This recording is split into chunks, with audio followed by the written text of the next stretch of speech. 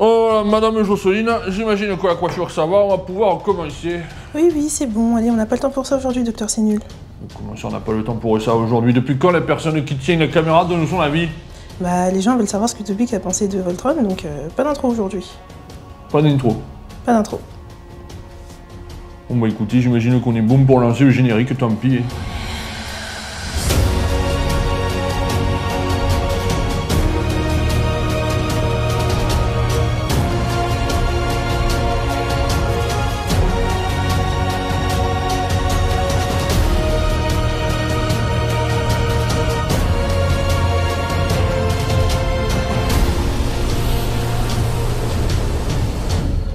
Aujourd'hui les petits potes, on se retrouve pour parler d'Europa Park. Une incartade allemande au sein des vidéos consacrées aux États-Unis, mais là, une petite nouveauté m'oblige à chambouler quelque peu le programme. J'ai en effet été invité par Europa Park pour découvrir Voltron et le nouveau quartier croate au cours de la journée presse qui s'est tenue le 24 avril dernier. Et là, autant vous dire que je vais vous faire l'économie de la présentation historique, étant donné que ce parc, on en a parlé en long, en large et en travers. D'ailleurs, si vous voulez savoir plus précisément ce que j'en pense, j'ai déjà consacré 2 épisodes à Europa Park. Le tout premier Trip du Double était d'ailleurs lui-même consacré à Europa Park. Et mon avis sur ce parc est toujours le même depuis toutes ces années, et le moins qu'on puisse dire, c'est qu'on lorgne plutôt du côté positif.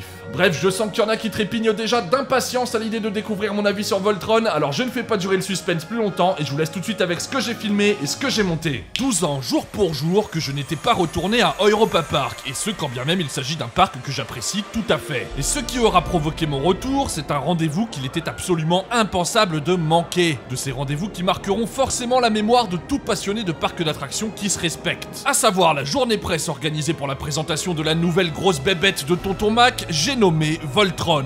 Mais ça, à moins que vous ne viviez dans je ne sais quelle grotte depuis quelques années maintenant, je pense que vous savez de quoi il s'agit. Et pour cette journée, c'est un accueil en grande pompe qui nous a été réservé par Europa Park, avec des buffets dressés sur toute la grande place de la nouvelle zone, des acteurs qui se baladaient à droite à gauche, des Croates en tenue traditionnelle, un Michael Mack présent et accessible pour accueillir tout le petit monde, j'en passe et des meilleurs. Le parc a mis les petits plats dans les grands, ça grouillait de journalistes, l'événement réunissait des médias divers et variés, beaucoup de langues différentes étaient parlées, bref, ça ratissait large et ça frappait fort. Et en arrivant dans le nouveau quartier croate, qui renferme la réjouissance du jour, j'ai nommé Voltron, nous avons d'abord été accueillis par de petites biquettes, puis avons pu jeter un premier regard à cette zone déjà très réussie, quand bien même quelques petits travaux de peaufinage restaient encore à réaliser, notamment en ce qui concerne la dissimulation des câbles présents dans le bassin au pied de la tour d'observation, ou le chantier toujours en cours de ces bureaux qui laissent apparaître une grue plutôt intrusive dans le paysage. Mais pour parler de ce qui est déjà là, et bel et bien terminé, nous pouvons commencer par ce qui frappe instantanément la rétine, c'est-à-dire ce nouvel élément déjà iconique d'Europa Park, une icône qui rappellera immédiatement le parc dans l'imaginaire collectif au simple fait d'en voir la silhouette, à l'instar de la boule de Cancan Coaster. Et cet élément, c'est bien sûr la tour de Tesla, très photogénique, au design proprement étonnant, reprenant celui de la tour originale, sorte de méduse métallique qui donne ici l'impression d'avoir été créée pour se nourrir de la foudre. La véritable tour conçue par Tesla, à savoir la tour de Wardenclyffe, était située près de New York et prévue pour la téléphonie et la diffusion sans fil transatlantique commerciale. La tour n'a jamais été vraiment opérationnelle et après sa construction en 1901, elle fut détruite en 1917.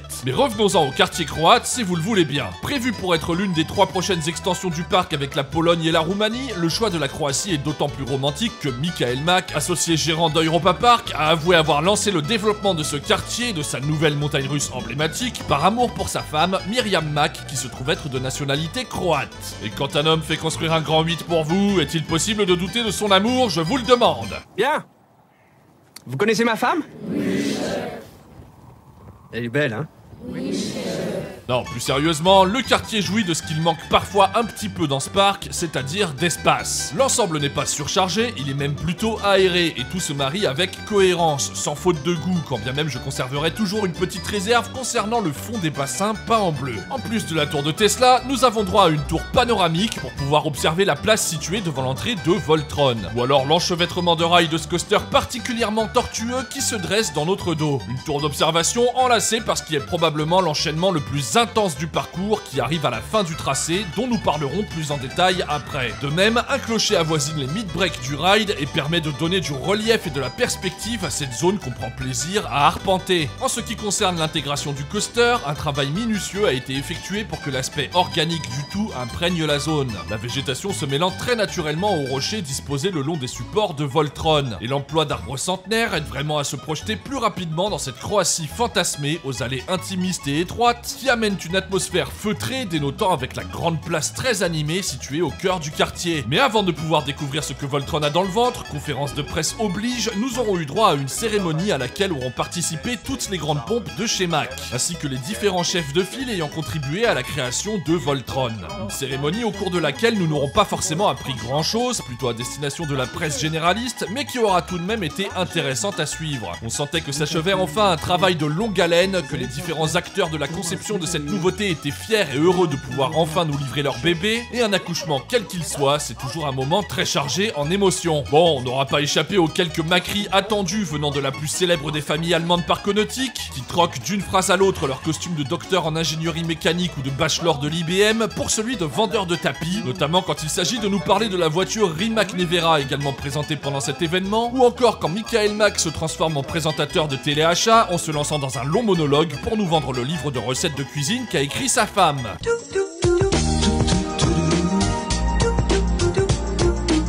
Bon, on t'aime bien Michael, hein, mais on n'est vraiment pas là pour ça, quoi. Quand bien même les différents discours auront été un peu longuets sur la fin, c'était vraiment un plaisir de pouvoir y assister. De voir la remise de clés symbolique des chefs de projet à leurs vénérables clients, de voir le tonton Roland Mack toujours au sommet de sa forme, toujours attentif aux moindres détails, notamment lorsqu'il s'agit de rappeler à l'ordre son fiston Michael, qui avait oublié de mettre la main sur le levier actant l'ouverture de la bestiole, afin que la photo de la famille unie inaugurant leur nouveau coaster puisse être prise. Ah ça, il perd pas la boule le Roland, il a toujours les idées très claires du haut de ses 74 ans. Et puis Europa Park oblige, nous aurons aussi pu assister à la bénédiction de l'attraction par un véritable prêtre, une tradition à laquelle les Mack ne dérogent jamais, effectuée pour bénir les débuts de saison ou encore la viabilité des différents investissements du parc. Et pour couronner le tout, quoi de mieux qu'un petit air de clarinette joué avec conviction et avec talent. Ah pour ça, croyez-moi que j'ai été très attentif, étant donné que j'ai moi-même joué de la clarinette en conservatoire pendant 10 ans. Et quand on cumule la pluie, les doigts un peu engourdis par le froid et la hanche sèche, je peux vous dire qu'il a vraiment du mérite le papy. Mais vous vous en doutez, cette cérémonie ne pouvait pas s'achever sans un petit show mettant en scène Nikola Tesla himself venant nous présenter sa dernière création et nous invitant à regarder un premier train être envoyé sur le tracé avec tout ce qu'il faut d'artifice et de pyrotechnie pour accompagner le bazar sur l'ensemble du parcours. Et comme le coaster s'étend très à l'extérieur du quartier, nous aurons pu suivre les circonvolutions du train sur écran géant lorsque celui-ci sera hors de portée du regard. Et croyez-moi, les éléments du coaster que vous pouvez voir en étant sur la grande place de ce quartier croate représente vraiment la toute petite partie visible de l'iceberg. Allez,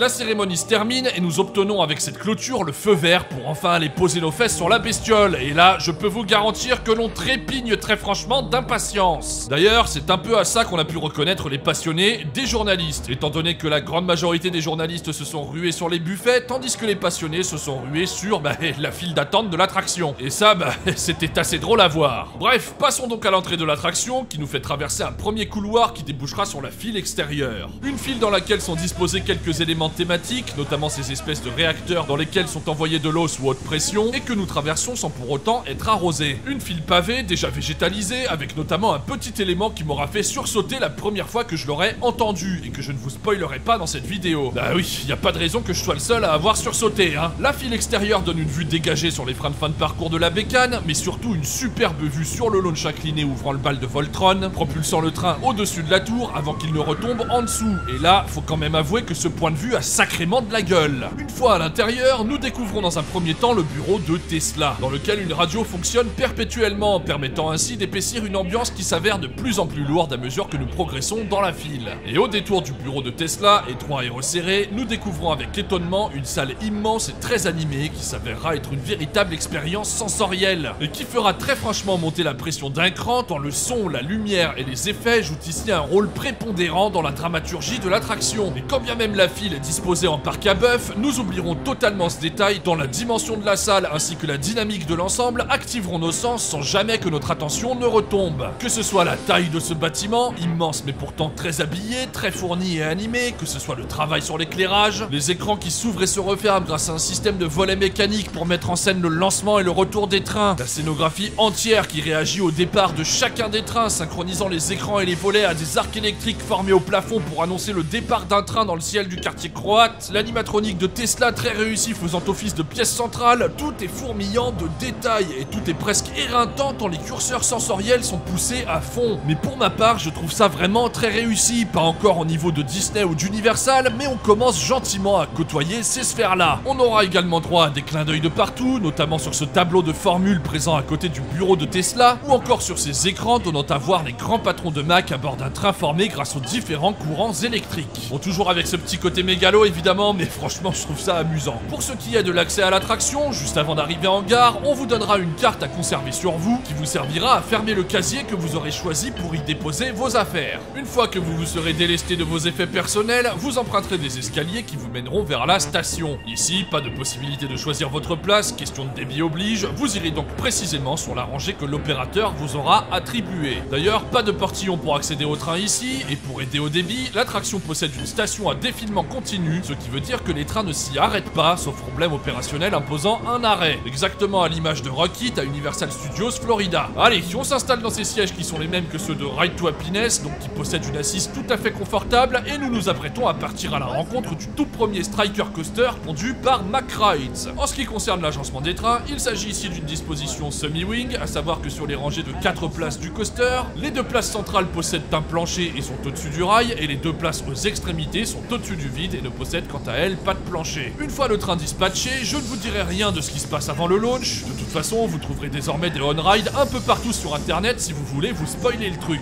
Toujours est-il que le truc en question est rigolo, mais un peu gadget. De sorte qu'on sent que ça a été foutu là pour pouvoir dire aux potentiels futurs acquéreurs du modèle, oui, on peut le faire. D'ailleurs, le coaster possède tellement de trucs différents que cette remarque s'applique à l'attraction dans son intégralité. Après, bon, faut pas non plus oublier qu'Europa Park est une vitrine pour Mac. Passé cet élément, nous nous apprêtons à partir sur ce launch qui dispose du record mondial du launch le plus incliné avec ses 105 degrés, launch qui est d'ailleurs franchement déroutant et amusant, et nous nous apprêtons à découvrir une montagne russe longue de 1385 mètres, haute de 32 mètres et fonçant à 90 km/h. Ce que vous retiendrez de ces stats, c'est évidemment la longueur. Une longueur absolument énorme pour une expérience hors norme, possédant notamment 7 inversions, à savoir un top hat inversé, 3 corkscrews, un Immelman, un Zero G stall et un dive loop. Je ne vous détaillerai pas précisément de quoi est fait le parcours élément par élément, mais je vais vous parler des différentes combinaisons dont est fait Voltron, à savoir boost LSM, inversion, puis boss. Un schéma qui se reproduit sur tout le tracé dans un ordre plus ou moins différent. Un instant de pause vient par ailleurs entrecouper ce très long circuit, très étendu mais aux éléments pourtant très resserrés, avec une turntable qui donnera lieu à un triple launch qui vous amènera vers la seconde partie du parcours. D'ailleurs, la turntable sera finalisée à terme avec écran hémisphérique et tout ce qui va bien. Pour l'instant, elle n'est pas finie, donc ne la jugez pas en l'état. Un circuit encore une fois immense pour une expérience globale de plus de 3 minutes, avec des boss souvent très fournis en jet négatif, des boss particulièrement surprenantes, notamment le bon coup de pied aux fesses pris sur ce camelback incliné à 90 degrés, ou encore ce stall absolument interminable pris à vitesse réduite. Bon, je préfère les stalls à la RMC dans lesquels on est vraiment plaqué dans le siège, mais là c'est vrai qu'on a bien le temps d'en profiter aussi.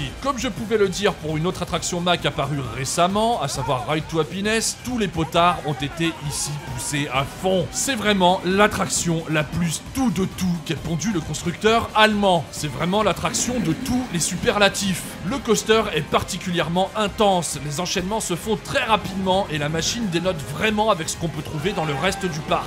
Une chose est sûre, les visiteurs habituels d'Europa Park risquent d'être bien déboussolés en posant leurs fesses sur la bête, qui adopte ici en quelque sorte la même philosophie que Fly chez le voisin Phantasialand, à savoir que Voltron est très long, possède beaucoup de répétitions dans les enchaînements, et s'avère finalement assez unique, dans le sens où il n'existe pas à l'heure actuelle de coaster qui cumule tout ce que fait Voltron. Et ça, c'est vrai. On pourrait même dire que Voltron est en quelque sorte le Fly du looper, dans l'approche plus que dans la finalité. Voltron, c'est hyper dynamique, c'est de la vitesse, des enchaînements qui ne laissent pas de répit aux riders, de gros gros airtime, du hangtime ou des jets positifs écrasants. Le seul moment de répit justement, et celui-là on va dire qu'il est même bienvenu, c'est la turntable qui permet au rider de reprendre ses esprits l'espace de quelques secondes. Le coaster s'avère si généreux dans tout ce qu'il veut nous donner qu'on a même l'impression que c'est comme s'il s'agissait là de la toute dernière attraction que Mack ne pourrait jamais réaliser, et qu'ils en étaient conscients, comme si c'était le moment ou jamais de lâcher tous les chevaux. Alors évidemment, il n'en est rien, les Mack ont de beaux jours devant eux, mais en termes de générosité, on en est là. Dans l'attraction est longue jusqu'au boutiste et riche en éléments. Le parcours très alambiqué est franchement difficile à anticiper et il faudra vraiment de nombreux tours pour commencer à s'y retrouver. Ah là, ce qui est sûr, c'est qu'avec une machine pareille, on en a pour son argent. C'est vraiment une expérience à part entière et comme John Hammond à Jurassic Park, on peut se dire ici que les Mack ont dépensé sans compter. Une vraie réussite, j'ai dépensé sans compter. D'ailleurs, si vous voulez comprendre quoi que ce soit au tracé, la maquette de tout ce joyeux bordel est disponible dans la boutique à la sortie de l'attraction. Mais même avec ça, pas sûr que vous y comprendrez quoi que ce soit. La qualité des opérations est telle que les 6 voire 7 trains présents sur le parcours sont envoyés très rapidement les uns derrière les autres, faisant qu'ils se croisent régulièrement au cours du tracé, donnant lieu à un véritable balai de train à l'intérieur comme à l'extérieur. Et les opérations, c'est vraiment un des gros points forts d'Europa Park. Bah ouais, après faut qu'ils puissent montrer aux potentiels clients que leur machine tourne bien, mais c'est vrai, ça tourne vraiment bien. Là, vous pouvez me croire que sur Voltron, ça chôme pas. D'ailleurs, même s'il y a du monde, les temps d'attente ne sont jamais vraiment excessifs. Bref, tout ça faisant donc de Voltron une attraction unique qu'il vous faudra absolument tester tant elle possède d'arguments qui doivent impérativement vous mener à poser vos fesses dessus. Mais maintenant, je vais vous parler de tous les mais qui font que cette attraction, aussi bonne soit-elle, ne fera pas partie de mes coasters favoris. Faut dire que la concurrence est rude, oui, parce qu'il y a quand même de sacrées machines sur cette planète. Mais puisqu'on veut la comparer aux meilleurs coasters mondiaux, je vais vous expliquer pourquoi, à mon sens, il ne franchira pas la porte du Panthéon. Et la première chose dont je suis obligé de vous parler, c'est le confort. Un sujet qui revient régulièrement quand on parle de Voltron, mais qui semble assez écarté des conversations tant l'euphorie générale règne autour de ce coaster. Comme s'il s'agissait de ne pas évoquer ce qui fâche pour ne pas que ça nuise au plaisir. Alors que évoquer les aspects négatifs n'enlève rien aux aspects positifs. Concernant le confort et la bonne appréciation du ride, eh bien c'est tout simplement la loterie. Il y a des trains ou des sièges qui passent très bien et d'autres où les vibrations sont à la limite du supportable. Et là-dessus, c'est très aléatoire. Sachant que, je le rappelle, on ne peut pas choisir notre place à l'embarquement. J'ai commencé par être installé à la meilleure place du train, c'est-à-dire tout devant à droite. Une place qui permet à la fois de profiter de l'aspect wing de la bécane et d'avoir une vue complètement dégagée sur le layout.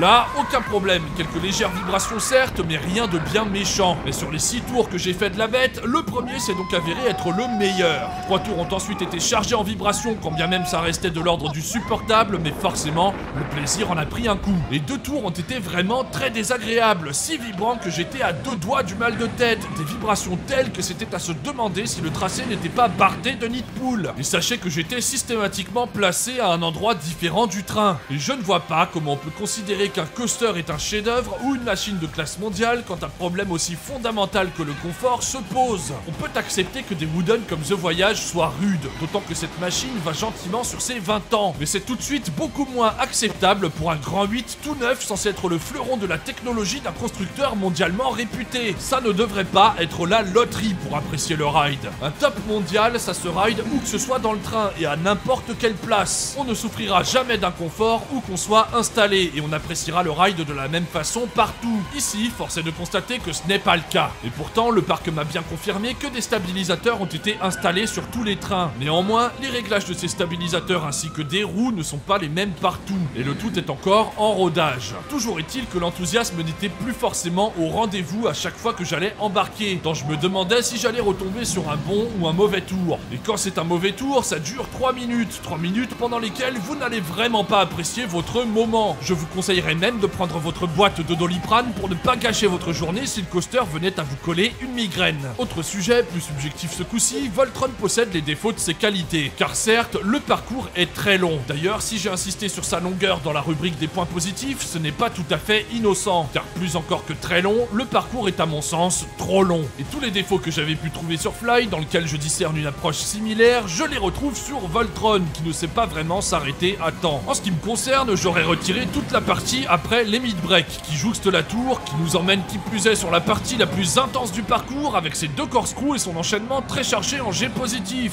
Après tout ce qu'on vient de traverser, on est déjà lessivé, et à mon sens, ce dernier enchaînement est de trop. Je trouve le coaster un peu indigeste à la longue, et je pense que pour beaucoup, il sera difficile à enchaîner. C'est d'ailleurs ce qu'a reconnu Tonton Mac lors de la présentation faite le matin même, disant que c'était une expérience que les visiteurs viendraient essayer une fois dans la journée avant de s'en retourner à des machines plus douces. Voltron est un peu difficile à la longue, et alors que Projet 305 est un coaster plus intense encore, dans lequel d'ailleurs pas mal de personnes peuvent littéralement tomber dans les pommes, n'est-ce pas Valentin? Le coaster est plus court et s'enchaîne ainsi plus facilement. Et contrairement à Skyrush sur lequel on pouvait pallier le problème de confort en s'allongeant sur la lap bar, ici pas moyen d'absorber les vibrations de quelque façon que ce soit. On ne peut que les subir. Chaque ride n'aura donc pas été une partie de plaisir. Et pourtant j'aurais vraiment voulu pouvoir vous dire le contraire. Il y a un moment où on n'en profite plus, où on a envie que ça s'arrête. C'est d'ailleurs si long que même s'il y a pas mal de choses différentes, ça en devient quand même répétitif. Avec cet enchaînement quasi ininterrompu de boost, de boss, suivi d'une inversion. Sur toute la durée du coaster, j'en arrive à penser que c'est trop. Cet enchaînement intervient sur presque l'intégralité du coaster.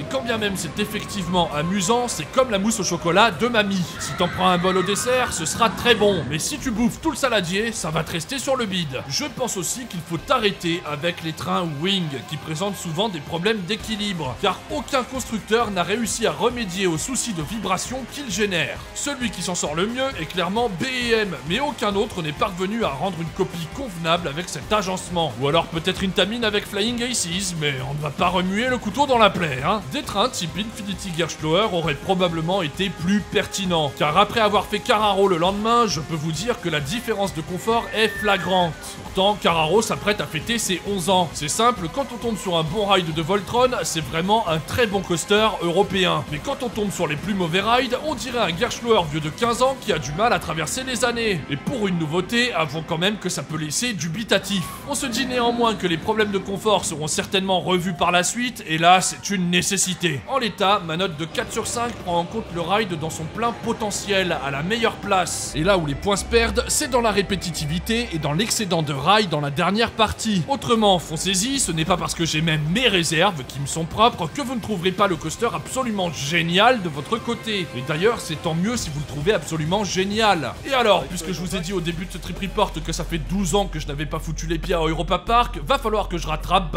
12 ans de retard. Et là, croyez-moi bien quand je vous dis que ça a été la course. On va donc passer très rapidement en revue les attractions que j'ai pu faire lors de cette journée franchement chargée. En premier lieu, nous avons été faire la nouvelle version de Piraten in Batavia qui a été totalement détruite en 2018 suite à un incendie l'ayant complètement ravagée. Cette nouvelle version ouverte en 2020 est particulièrement réussie. Bien sûr très fouillie, à l'image du reste du parc, mais aussi très généreuse, à l'image du reste du parc. Certaines scènes ne sont pas sans nous rappeler des attractions que nous apprécions particulièrement, notamment Pirates des Caraïbes et son restaurant situé en bordure de ride nommé Captain Jack ou Blue Lagoon pour les plus nostalgiques, ou encore cette première séquence qui lorgne quelque peu du côté de Fliegende Holländer à Efteling. Pour mon plus grand plaisir, cela va sans dire. Ah oui ça, qu'est-ce que je l'aime moi, Fliegende Holländer. Le tout se suit vraiment avec un enthousiasme certain et non sans humour. J'en veux pour preuve le bateau des survivants sur lequel ont été placés tous les animatroniques ayant survécu à l'incendie de 2018, ou encore le meilleur animatronique de l'univers et au-delà, à savoir ce formidable Roland Mac dans son non moins formidable costume rouge. Un instant mégalo mais rigolo qui nous aura été offert par Tonton Roro. Bref, Piraten in Batavia c'est totalement validé et ce de la file d'attente jusqu'à la sortie. Plus modeste mais tout à fait mignon, nous serons également allés nous faire Snorri to Run, un dark ride ouvert en 2019 mêlant écran et décor tangible dans une scénographie toute choupie qui dispose de surprises amusantes. C'est très bien pour les gamins, c'est vraiment tout croquignolet et c'est une nouvelle fois validé. C'est fou de se dire que ce petit ride bat à plat de couture des mastodontes comme Ratatouille à Disneyland Paris. Comme quoi, y a pas forcément besoin de foutre un budget pharaonique dans des attractions pour en arriver à faire des choses de qualité. Nous serons également allés nous faire Blue Fire, qui est clairement beaucoup plus soft que son voisin Voltron, mais qui est aussi beaucoup plus confortable, alors que le coaster a maintenant 15 ans. Cherchez l'erreur. En tout cas, l'erreur, moi, je l'ai trouvée, et malgré la pluie, c'était vraiment un ride agréable. Vous vous doutez bien qu'on sera allé redonner une chance à Wodan, qui est décidément toujours un canapé qui va vite et un GCI ma foi bien pantouflard. On sera tombé nez à nez avec Alpen Express qui tournait pour quelques privilégiés et qui s'apprêtait à recevoir ses premiers passagers en soft opening 2 jours après notre visite. L'occasion de constater que les travaux avancent à vitesse grand V et que tout est si neuf que même les animatroniques sont encore dans leur emballage. C'est dire à quel point c'est neuf.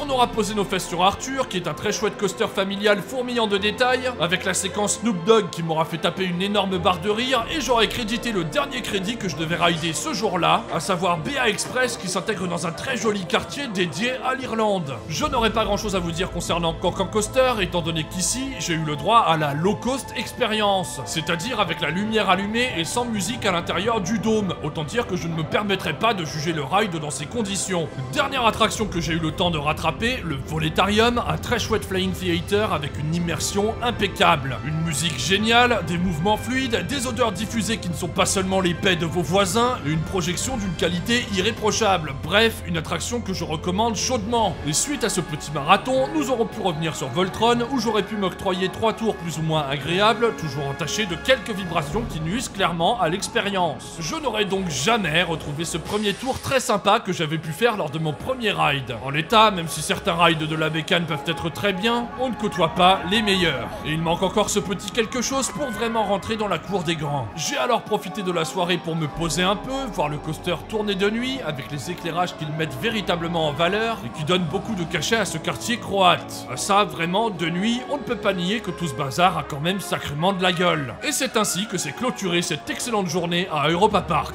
Un parc que j'apprécie toujours autant, qui brille par ses opérations complètement dingues, et qui propose une offre gargantuesque qui fait que même si on a déjà visité le parc, on ne sait jamais où donner de la tête. C'est un parc qui n'est pas très reposant tant il y a d'effervescence, mais c'est un parc qui donne vraiment la sensation d'avoir passé une journée complète et foisonnante. Tu sors de là complètement rincé, avec le sourire aux lèvres, et tu te dis que vraiment c'est une de ces destinations phares du continent européen. Et là-dessus, depuis ma première visite il y a maintenant 14 ans, mon avis n'a pas changé d'un iota. La journée était vraiment hyper fatigante, on s'est pris plein de jets dans la figure, on a couru dans tous les sens, on a vécu de super émotions, alors autant vous dire qu'en rentrant à l'hôtel le soir, on n'a pas fait long feu. D'autant que le lendemain, c'était debout à 7h du mat pour enchaîner avec un autre parc. Faudra néanmoins que je revienne à Europa Park pour en profiter plus en profondeur, parce que c'est un parc qui m'a manqué, un parc que j'apprécie beaucoup et dans lequel j'aimerais bien pouvoir prendre mon temps. Et là, la configuration de la journée fait que c'était pas trop possible. Mais là, j'aurais vraiment été trop frustré de repartir sans mes crédits et sans pouvoir découvrir la nouvelle mouture de Piraten in Batavia ou des attractions comme Snorri to Run ou alors le Voletarium. Concernant Voltron, c'est clairement une attraction qui n'est pas faite pour tout le monde, dans le sens où je pense que c'est une attraction qui a été conçue par des coaster fans pour des coaster fans.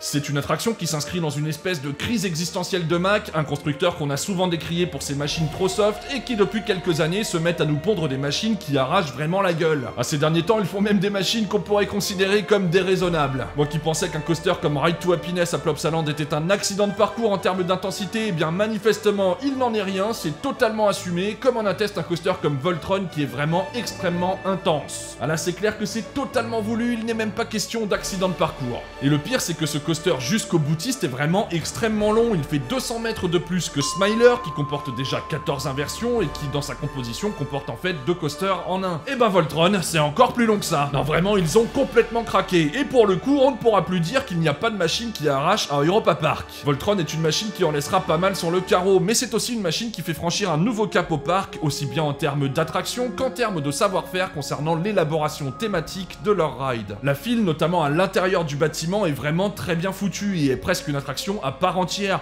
Et quand bien même vous ne souhaiteriez pas forcément faire l'attraction, eh bien je vous conseille quand même d'accompagner vos amis avant de prendre le chicken run pour voir de quoi cette file est faite. D'ailleurs, s'il s'agit d'attendre les potes plus téméraires qui font l'attraction, eh bien la balade dans la zone sera aussi très agréable et des stands de nourriture croate sont aussi disposés à l'intérieur du quartier. Alors c'est certes un petit peu cher, mais la nourriture est de très bonne qualité. D'ailleurs, pour tous les cordons bleus qui suivent la chaîne, n'oubliez pas le fameux livre de cuisine de Myriam Mack, dont j'ai ici un échantillon, c'est pas le livre dans son intégralité, et manifestement je ne suis pas prêt de vous préparer quoi que ce soit, étant donné que le livre est écrit en allemand.